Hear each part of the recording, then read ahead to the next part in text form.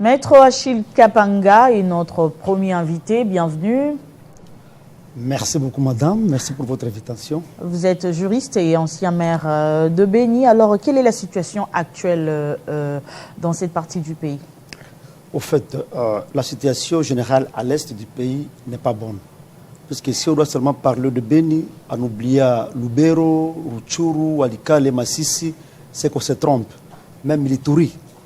Donc, toute la partie est du pays est un peu à difficulté. Et il y a plusieurs groupes armés qui sont là. En Ituri, il y a plusieurs groupes armés. À Béni, il y a les ADF qui massacrent, qui tuent. À Lubero, les Maïmaï sont là, avec d'autres groupes armés. Rutshuru, ce sont l'M23 et consorts. Donc vous sentez carrément que toute la partie est de notre pays est en difficulté. Il n'y a pas longtemps qu'hier, on a déploré des cas où on est en train d'enterrer des personnes. Aujourd'hui, il y aurait même embuscade où le véhicule des militaires est parti à fumer, en fait, puisque les ennemis en ont profité, puisque les militaires ne peuvent pas entrer avec les véhicules à brousse. Quand les militaires veulent aller aider la population ou bien suivre l'ennemi à brousse, ils doivent quand même laisser les véhicules quelque part. Apparemment, l'ennemi a profité pour contourner et aller faire des dégâts sur ces véhicules-là. On apprend même qu'il y aurait certains officiers, même nos compatriotes ougandais qui sont morts. Ça fait un peu mal. Alors, cette partie-là, sur tout le territoire de Béni, parce que le mode opératoire est presque différent, madame. Quand vous êtes à Béni, et même à Ituri, ce sont les massacres. Là, on tue les gens innocemment. On coupe les têtes, on égorge, on fait tout ce qu'on peut faire. Par les ADF, c'est ça? Ce sont les ADF. Alors, mais on se pose la question, pourquoi on tue les innocents? C'est ça la grande question. Qu'ont fait ces peuples, qu'a fait cette population pour qu'elle soit victime de tirer tout le jour?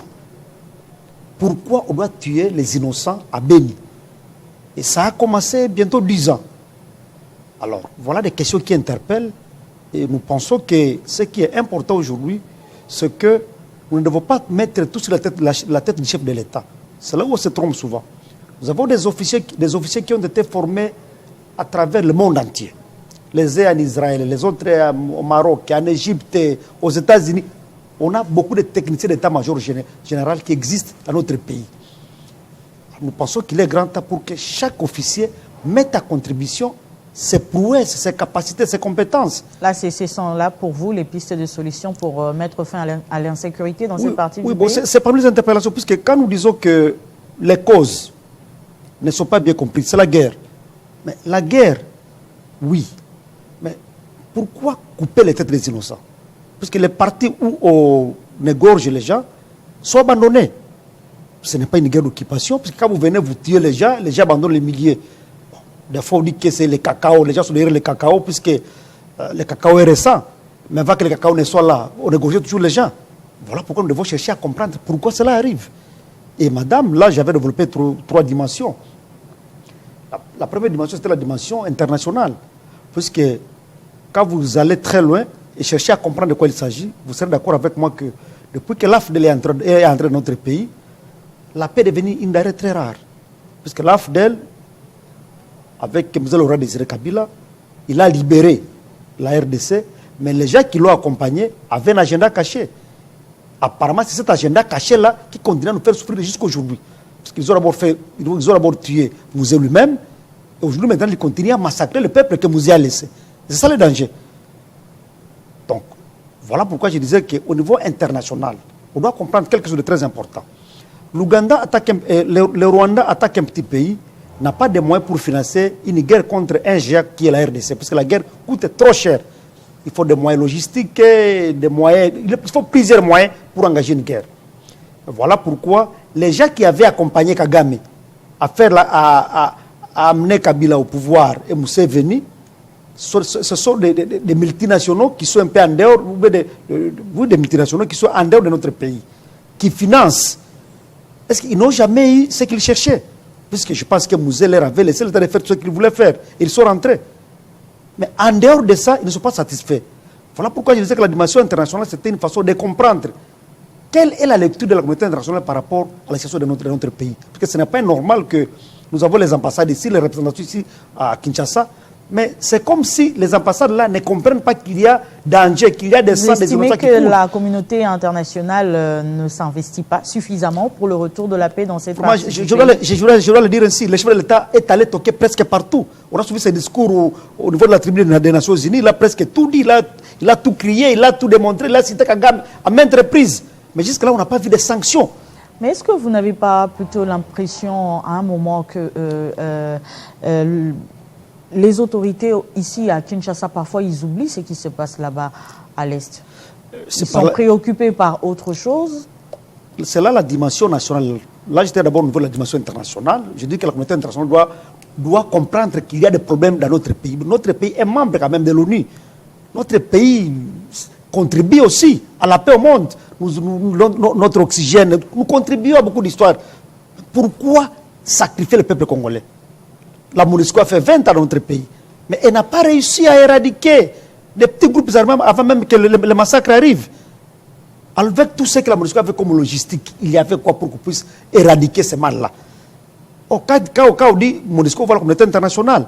Donc c'est là où il y a la première dimension. Donc la communauté internationale, de la façon dont elle a accompagné Kagame et Moussé venir prendre le pouvoir dans notre pays, on voit les ambassades, les représentations à Kinshasa qui semblent ne pas être trop actives, et même la MONUSCO qui était là et n'a pas pu réussir à faire ce dont on s'attendait. Maintenant, il y a la deuxième dimension, c'est la dimension régionale et sous-régionale, madame. Nous avons des pays voisins, le Rwanda, l'Ouganda et consorts. Nous sommes membres de différentes organisations sous-régionales. Mais on se pose des questions. L'Ouganda, le Rwanda, Tanzanie, je ne sais pas, Soudan et consorts là, ils nous appellent à évoluer ensemble avec eux, mais ils ont des agendas cachés dans notre pays. On a vu ça avec l'armée de l'EAC. D'ailleurs, je me rappelle quand le chef de l'État avait dit que les militaires de l'EAC allaient entrer par Bunagana. On a été surpris de constater que ça n'a pas été le cas. Le M23 qui entre par l'Ouganda, c'est connu. Alors, au niveau de la sous-région, il y a quoi? Quel est l'agenda que les pays de la sous-région ont contre notre nation? Et là, on doit maintenant activer notre politique au niveau bilatéral et voir peut-être la coopération régionale, comment elle doit être faite pour qu'on puisse voir comment ça doit se passer.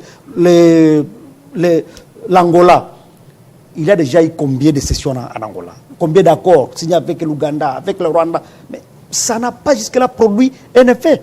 Et c'est ça le danger. Et là maintenant, la troisième dimension, c'est la dimension interne ou bien nationale. Est-ce que tous les Congolais ont la même lecture de la situation à l'Est? Puisqu'on semble ne pas sentir que ce qui se passe à Beni, à Rutshuru, à Lubero, partout là-bas, Masisi, n'est pas à Kinshasa. Oh, nous sommes un corps, la RDC c'est un corps. Si on peut considérer Beni comme un pied, on considère peut-être Masisi comme une main, on considère, je ne sais pas, l'Ituri comme une partie de la jambe, qu'on sort là. Sinon, on peut dire que la RDC est handicapée. Et comme le cœur c'est Kinshasa, le cœur doit être en train de subir des douleurs qui viennent de ces situations dangereuses là. Vous estimez que ce n'est pas le cas? Madame, puisque on ne veut pas beaucoup parler. Vous voyez, quand le chef de l'État lui-même doit se rendre sur le terrain, et il dit qu'on lui disait qu'il y avait 21 000 hommes sur le terrain, mais il trouve que c'est le contraire, c'est déjà un début de trahison. C'est déjà un début de trahison. Donc nos autorités n'ont pas la même lecture de la situation. Or, nous devons nous mettre dans la peau de ces gens-là qui souffrent. Mettons-nous dans la peau d'un citoyen qui n'a ni activité, son unique activité c'est son champ. Mais imaginez-vous, vous allez les tuer. Il ne bénéficie d'aucun avantage. Il paie ses impôts, il paie ses taxes, malgré l'état de guerre, malgré tout, malgré l'état de siège. Il paie tout ce qu'il peut payer. Mais finalement, malheureusement, il est tué. Quelle est l'appréhension ou bien quel est le sentiment que le peuple Nord Kivu de l'Ituri aura par rapport à ça? Mais là, il y a aussi un aspect très important, c'est l'aspect de trahison interne. Puisqu'on a constaté qu'il y a beaucoup de Congolais, puisque les armes, on ne les achète pas au marché. Qui trahissent justement. Mais pourquoi, vous, à l'Est, vous ne dénoncez pas ces personnes-là que vous pointez du doigt? Pourquoi vous ne les dénoncez pas finalement? Madame, je pense que nous avons des services de renseignement compétents. on a l'ANER, on a les DEMIAP, on a les bureaux de... Tout est là. Mais la population peut collaborer, madame, la population le travailler fait. en collaboration avec ces services. La population le fait, madame. Elle l'a toujours fait. Elle peut commencer à dénoncer elle-même. Hein. Où est le problème, madame? Le problème, c'est situé à quel niveau?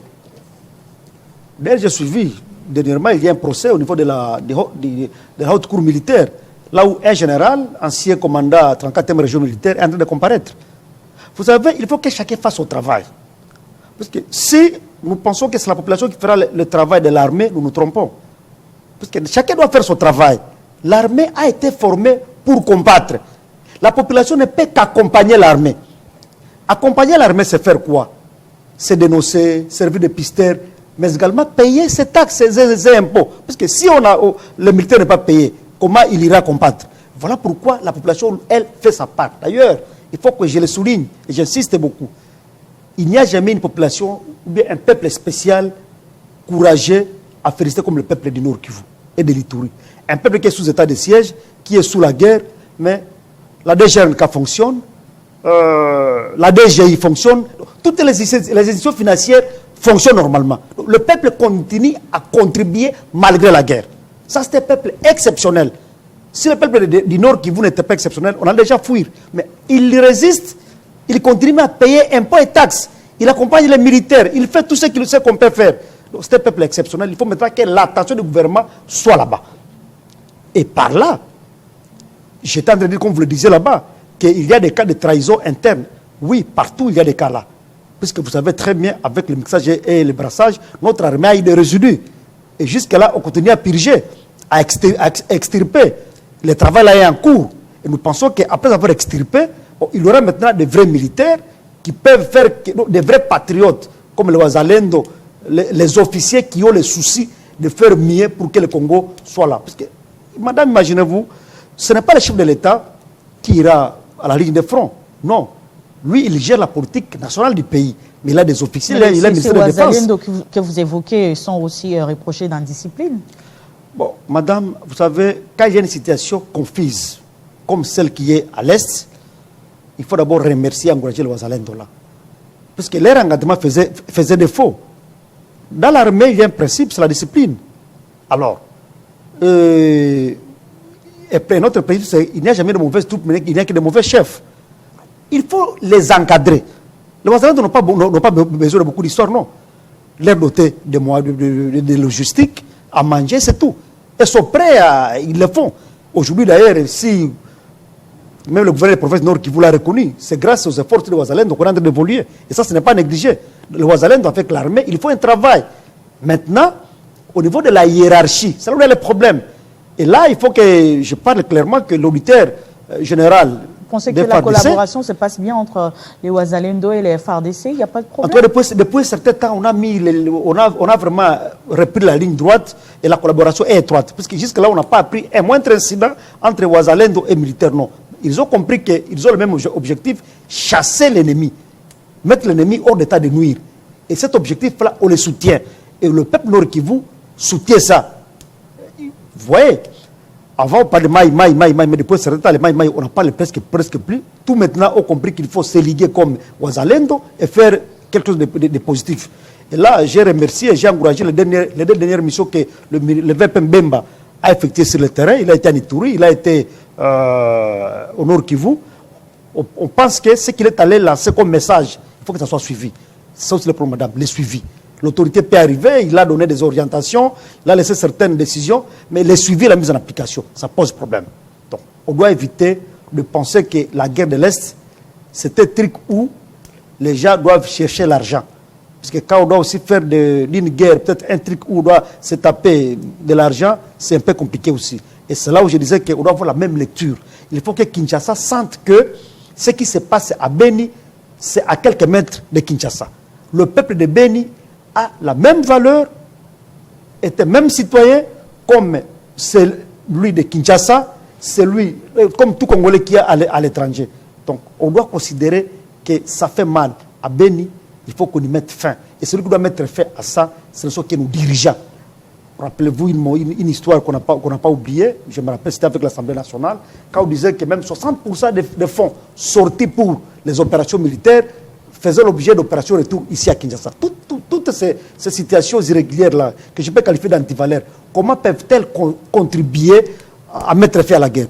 Pour mettre fin à cette guerre, justement, est-ce qu'on peut dialoguer? On peut appeler CM23 au dialogue? Vous êtes pour ou contre? Madame, vous voyez, quelqu'un qui est président d'une institution comme la CENI, vous avez dirigé la CENI au Congo, vous avez donné le pouvoir à un chef de l'État, vous allez vous retrouver en brousse.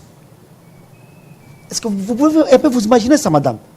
À votre qualité d'une grande journaliste ici, vous allez finir dans une brousse. C'est ce que j'appelle une prise de conscience perdue. Je pense que les Congolais, à tous les niveaux, doivent avoir la prise de conscience. Parce que si on n'a pas une conscience qui nous dit, qui nous interpelle que ce que nous faisons n'est pas bon, c'est difficile. Parce que maintenant, on est en train de congoliser la guerre. Une histoire de Rwandais avec peut-être certains Ougandais, mais on est en train de l'habiller à Congolais avec Nanga.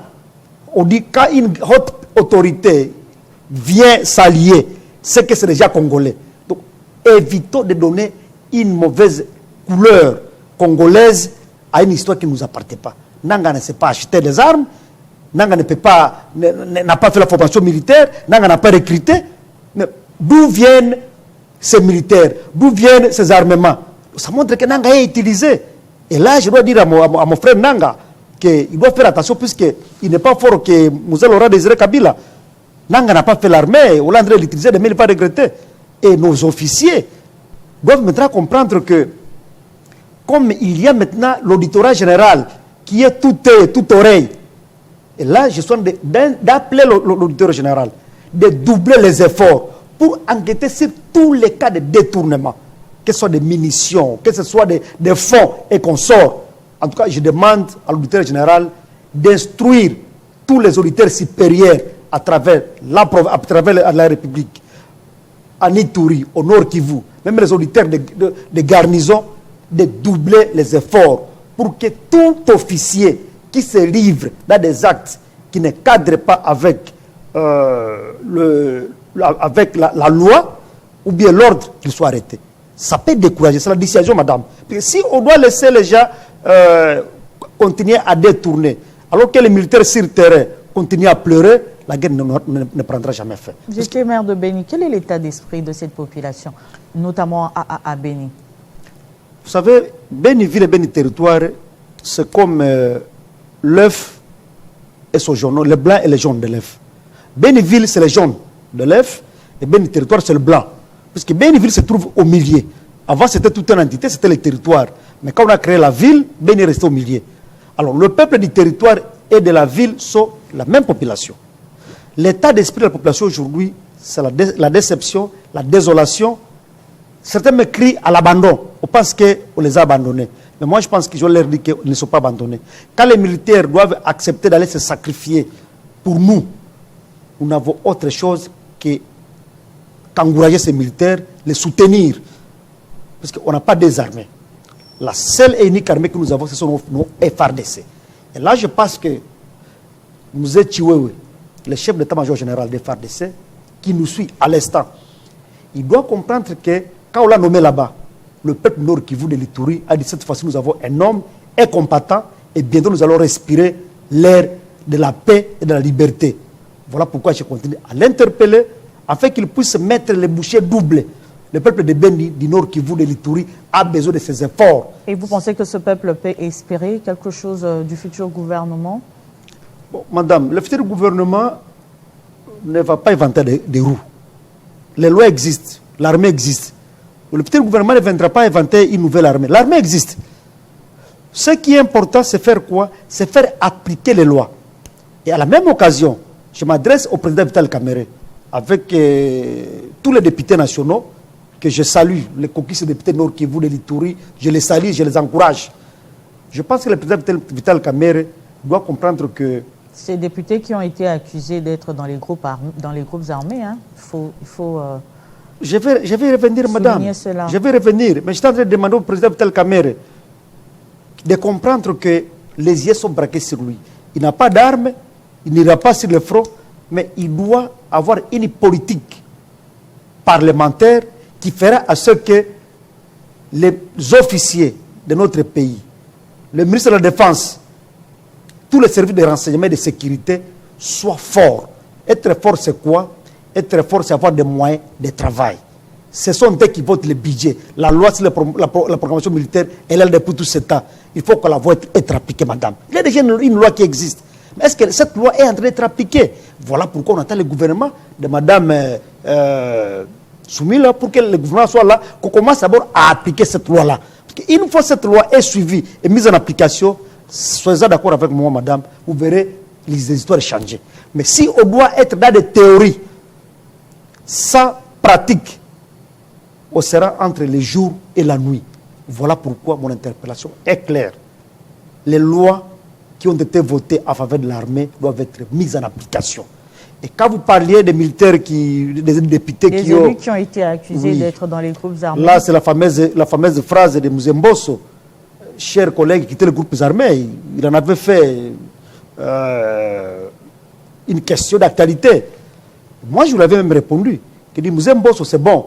Mais comprenez une chose. Vous êtes un président d'une Assemblée nationale. Vous avez vos collègues là-bas. Vous avez tous les services, vous avez tous les moyens que vous pouvez mettre en application pour faire arrêter ces gens-là. Mettez vos services en action pour qu'on puisse avoir de preuves et vous-même, en tant que président, amener ces gens devant l'auditeur général ou bien devant le procureur général après la Cour de cassation pour qu'ils puissent se comparaître. Le peuple ne peut rien faire.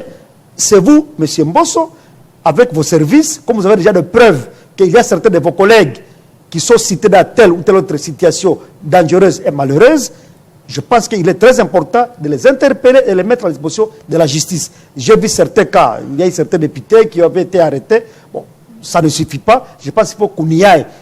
Le fameux dossier Mwangatsutu, on a suivi les procès. C'est bon, il faut qu'on y aille et que tout le monde qui viole la loi soit arrêté. Puisqu'on ne peut pas accepter, en tant que notable du Nord Kivu, que quelqu'un, puisqu'il est mon frère, mon ami, ma soeur ou bien ma cousine, ma tante, il est cité dans les histoires qu'il faut perdre aux Congolais, ses compatriotes, que je l'accompagne. Madame, je ne ferai jamais ça. Si je trouve que tu es un élément dangereux, je serai le premier à dénoncer et à demander aux autorités compétentes de t'arrêter. Parce que tu es un danger pour la République. Les sacs qui coulent à Beni, à Mbaou, à Oicha, partout au nord Kivu, à Ituri, c'était ça des innocents. Et je demande à tout le monde là, qui se fait l'argent autour et sur le sang des innocents, qui n'oublie pas que Dieu est grand et Dieu voit tout ça. C'est ça la criera vengeance et jour. Ce n'est pas beau de vous enrichir puisque le sang de l'autre a coulé. Ça n'a pas de sens, c'est une malédiction inutile. Mettons-nous ensemble, accompagnons les FARDC pour qu'on puisse voir comment ça doit être fait. S'agissant des FARDC, doit-on organiser encore une opération conjointe pour traquer les ADF dans cette partie du pays, puisque l'opération Chouja en 2021 n'a pas porté ses fruits? Bon, madame, l'opération conjointe, on la souhaite, puisqu'on a toujours dit que l'ADF, c'est l'ennemi commun entre l'Ouganda et le Rwanda. Ça, c'est connu. Mais il y a aussi un aspect très capital qui ne doit pas passer inaperçu. L'armée ougandaise, on a été avec elle, avec les RCD KML, on a vu comment elle se comporte. Souvent, quand ils sont chez nous, ils veulent se comporter comme des spéciaux, alors que nous avons notre armée. Là, vraiment, le ministre de la Défense et le chef d'état-major général doivent jouer sur les relations-là. On doit traiter d'une manière d'égal à égal. Ce n'est pas dire que comme l'armée ougandaise est venue nous aider, elle est supérieure par rapport à nous. Non. Parce que nous aussi, demain, nous pouvons aller aider l'Ouganda, on peut aller aider le Burundi. Donc, ce sont des relations qui doivent exister entre nos deux États. Mais ne pensez pas que quand vous venez aider, ou comme vous venez aider l'armée ougandaise, l'armée congolaise, vous devenez supérieur par rapport à l'armée ougandaise. Ce complexe-là ne peut pas nous aider. Ce qui est important, c'est de considérer l'armée ougandaise comme une armée sœur avec laquelle on vient collaborer pour combattre l'ennemi. Je disais, c'est ça ce qui se passe dans la partie Beni. Mais quand vous allez vers Rutshuru, on semble accuser la même armée ougandaise d'être en collaboration avec les M23. Et c'est là où il y a le dilemme. Je pense que ce sont des questions qui relèvent de la compétence de la coopération régionale et du ministère des Affaires étrangères.